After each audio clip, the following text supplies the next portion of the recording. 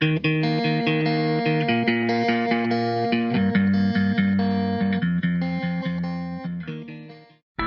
Маңғыстау облысы Мұнайлы ауданы номер 2 жалпы білім беретін мектептің 10-шы сынып оқушысы Сәбит Саида. Мен өзімнің кішкентай отанымның символы деп, осы мектептің ашылуына үлес қосқан, тарих пәнінің мұғалімі болған Әкімұлы Ғабдолла Жұмабаев деп санаймын. Ұстаз ұлы есім. Маңғыстау топырағы ұлыларды туғызған киелі мекен. Ұлылықтан саған ұстаз 33 жылдық ғұмырында шәкірттің жүрегінен жол тапқан, өзінің игі істерімен ел есінде қалған, халық қошеметіне бөленген. Ал ендеше ұлылықтан саған ұстаздың өмір жолымен қысқаша танысып өтелік.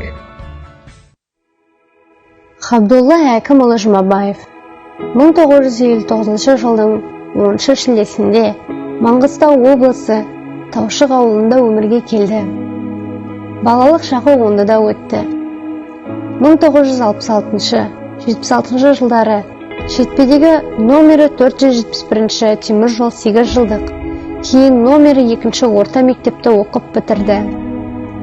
1976 жылы Александр Сергеевич Пушкин атындағы Орал педагогика институтына түсіп, 1981 жылы осы институттың толық курсын тарих және педагогика мамандығы бойынша бітіріп шықты. 1981 жылы Мыңғышлақ станциясындағы номері 86 орта мектепте тарих пәнінің мұғалімі болып еңбек жолын бастады. 1982-84 жылдар аралығында Қырғызстан жерінде отан алдындағы борышын өтеп келеді.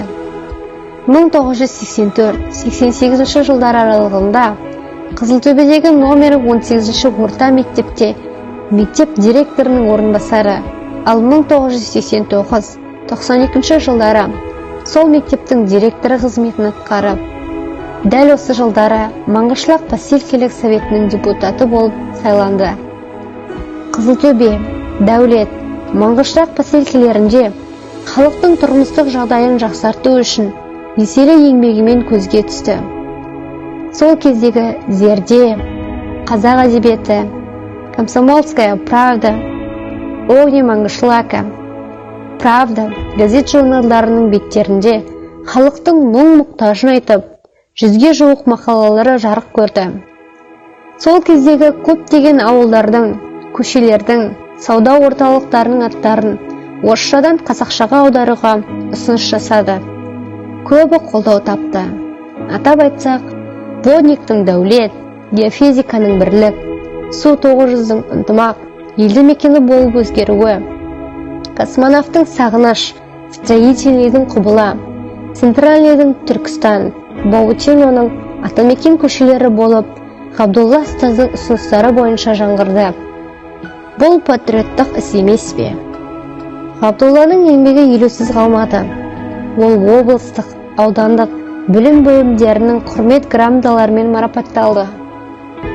Ауданның құрметті ұстазы, халқының ардақты ұлдарының бірі Ғабдолла Әкімұлы 1992 жылы тамыздың 1-інде 33 жасында дүниеден өтті. Қызылтөбе қазақ мектебі болып Маңғышлақ мектебінен бөлініп шыққанда, Ғабдолла егемендіктің туын жоғары көтеріп, ұлттық мектептің беделін көтеруге барлық күш-жігерін салды. Сол кездегі коммунистік жол, Огни Маңғышлака газеттеріне ұлттық сана, әдет-ғұрып, тарих, тіл мәселесі туралы тың ойларын баспа беттеріне бірінен соң бірі жариялады. Жиындарға, сессияларға өзіміз қазақшылықты ұстанбасақ, өзге ұлт мойындамайды деп, ұлттық шапанды киіп баратынды, дейді Ғабдолла мұғалімнің қандасы, әрі сыныптасы Мәнет Шопанқызы. Ұлты үшін қызмет еткен тұлғаны құрметтеп, оның игі істерін болашаққа насихаттау мақсатында, өзі қызмет еткен қазіргі номері 2 жалпы білім беру мектебінде Ғабдолла Жұмабаев атындағы тарих кабинеті ашылды. Ұлттық мектептің ұрпағының дені сау болуы шарт, салауатты өмір сүру керек деп, балалармен бірге спорттық шаралар ұйымдастырып, қатысып, жүлделер тағайындап, өзі де бел ортасында жүретін. Ол ұлағатты ұстаз, шебер ұйымдастырушы, баспасөз сарбазы болды.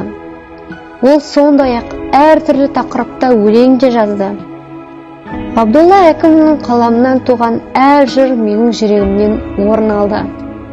Ендеше, соның біреуін орындап берейін.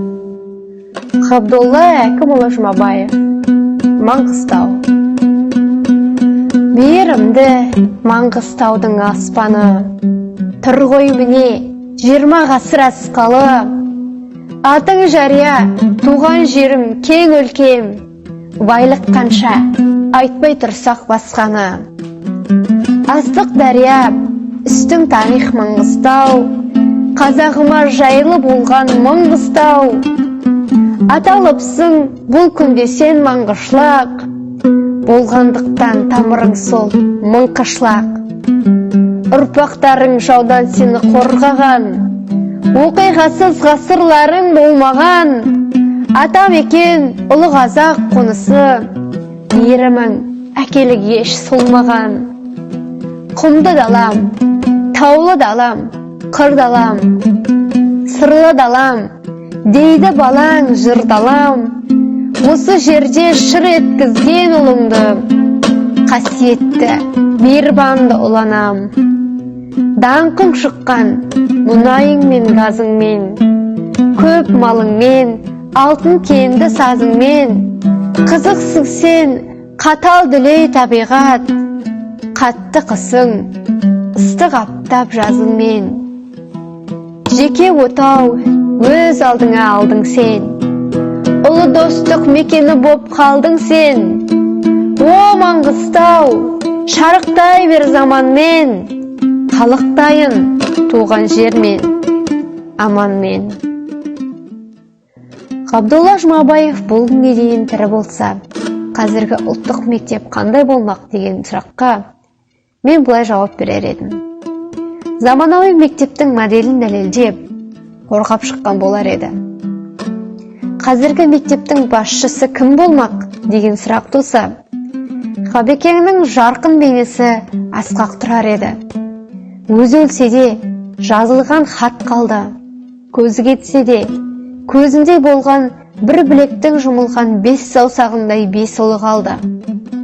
Ұлға әкенің жөнін айтатын жары, тәубасына келіп, отбасының амандығын тілеп отыратын бауырлары, Ғабдолла ұстаздың жұмысын жыр-ғып айтатын мектебі, ісін өнеге тұтар ауылы мен бірге жүрген достары қалды. Осындайда ауылының символына айналған тұлғаға сіз мәңгілік тірісіз, Ғабдолла аға дегіміз келеді.